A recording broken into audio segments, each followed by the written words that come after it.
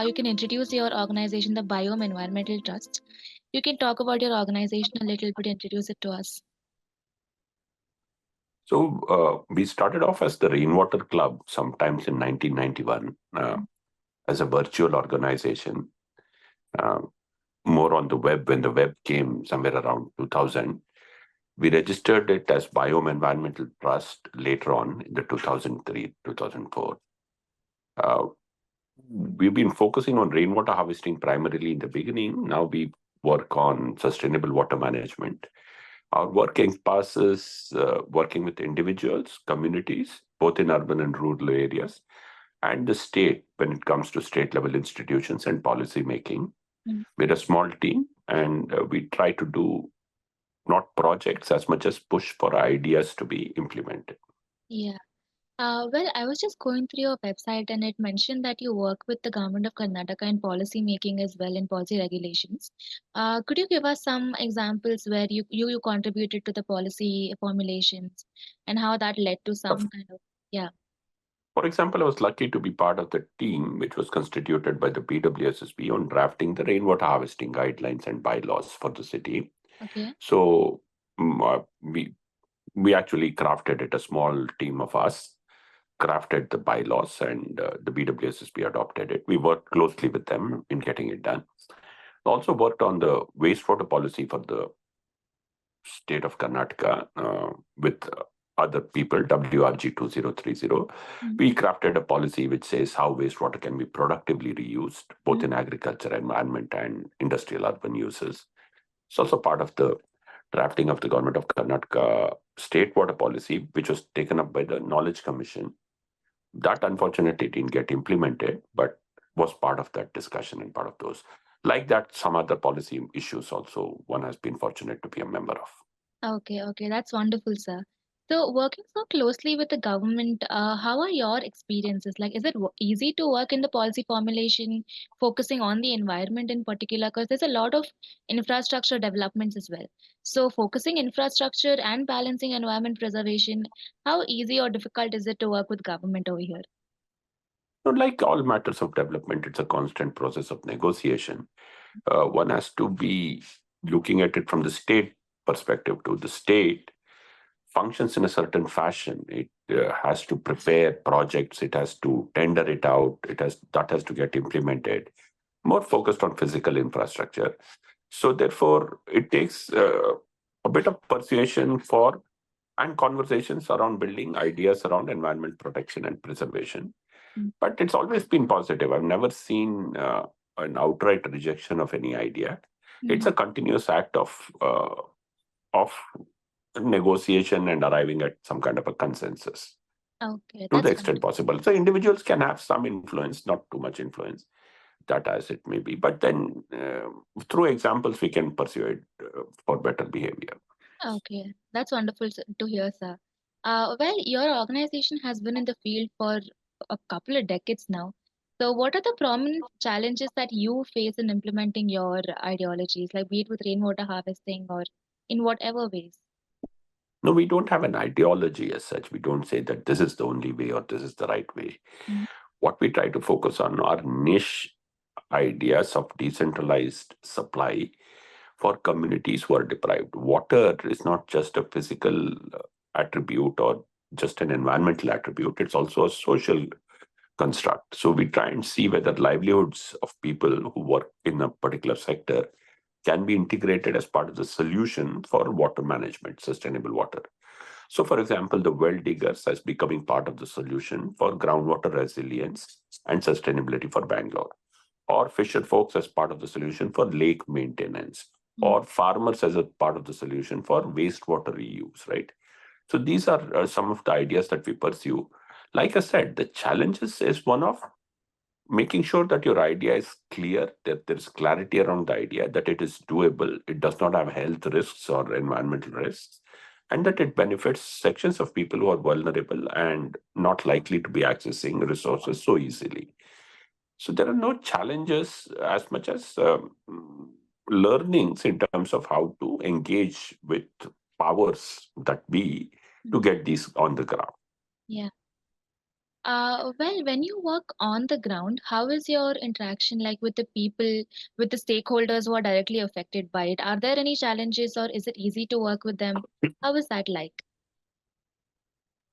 There are no stakeholders. Everybody is a stakeholder. The word stakeholder itself seems to emerge from a development lexicon, which is new.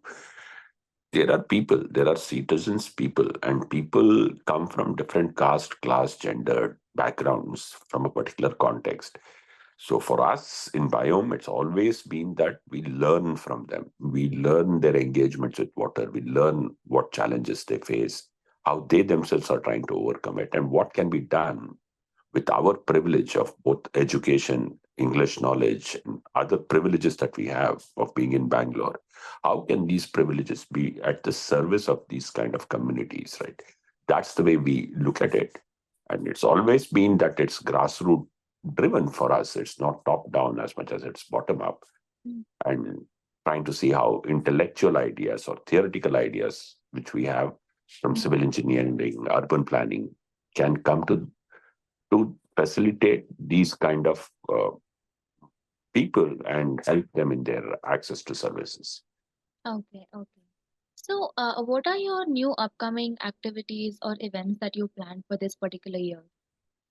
We don't know. We are looking at integrated urban water management very closely. We're looking at how rainwater harvesting, surface water, groundwater, piped water, and treated wastewater can all come together to revive livelihoods, to revive the biodiversity that's under severe threat, and to make sure then that water is provided for whatever human requirements that there is in an era of climate change. So we will be pushing that envelope wherever it's required, because climate change is really the biggest gorilla in the room.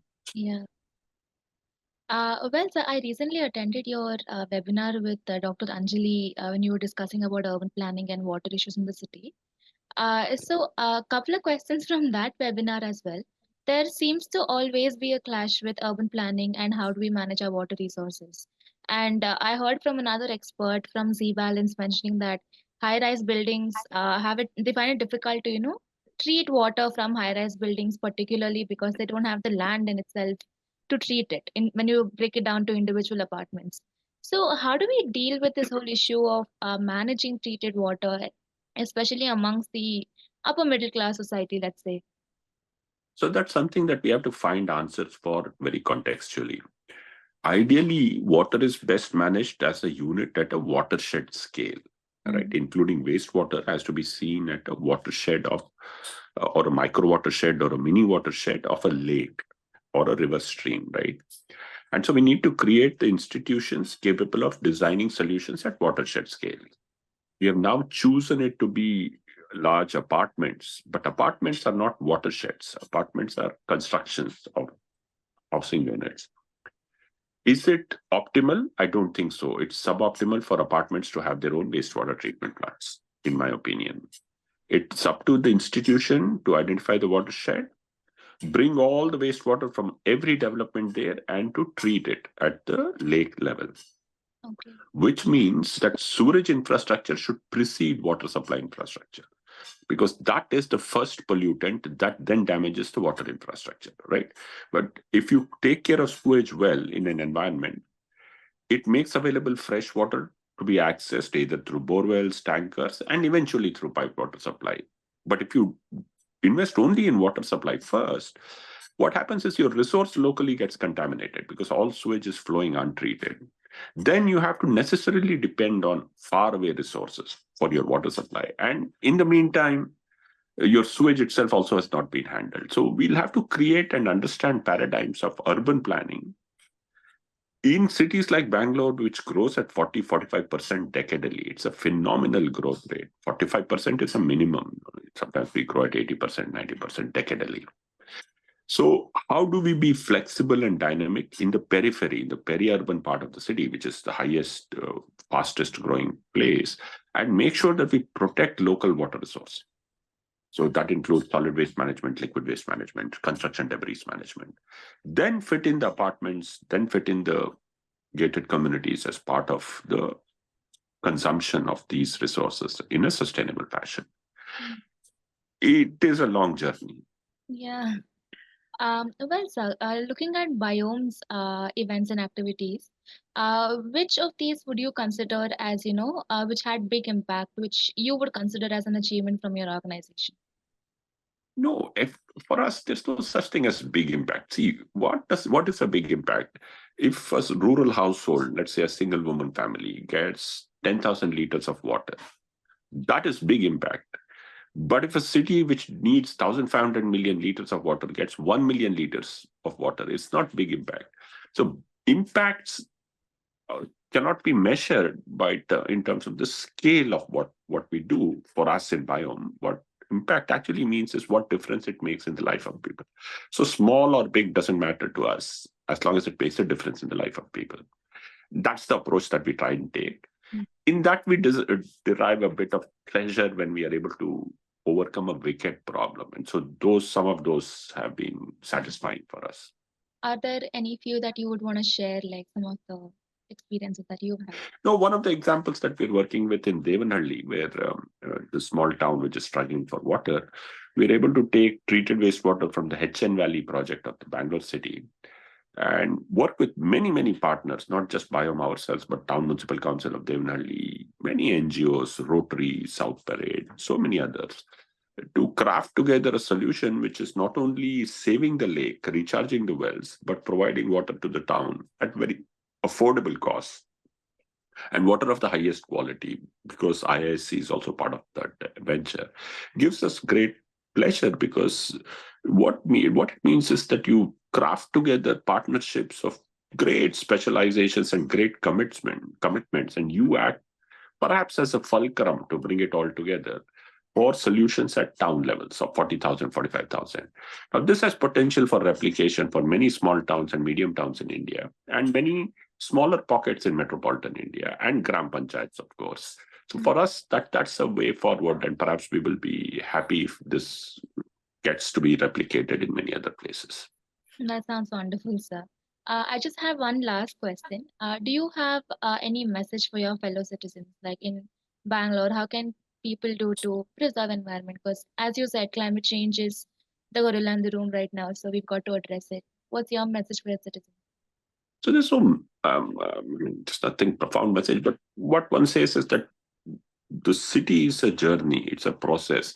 We have seen, many of us who are fortunate to have been in Bangalore from the 80s, seen a beautiful city decline because of population growth, rapid population growth, and infrastructure challenges. But for us as Bangaloreans, it's not to sit back and complain about the problems, but to engage in solutions. And there are a million solutions being thrown up by many, many groups, many, many people and citizens. I think all of us can pitch in to become part of the solution and to see how we can improve the lives of not only ourselves as a citizen, but for the future generations to come. And to make sure that the quality of life of a great city, which is intellectual and energy powerhouse, continues to flourish for a longer time. So that's the responsibility with us. And it's fun if we try and engage in the solutions.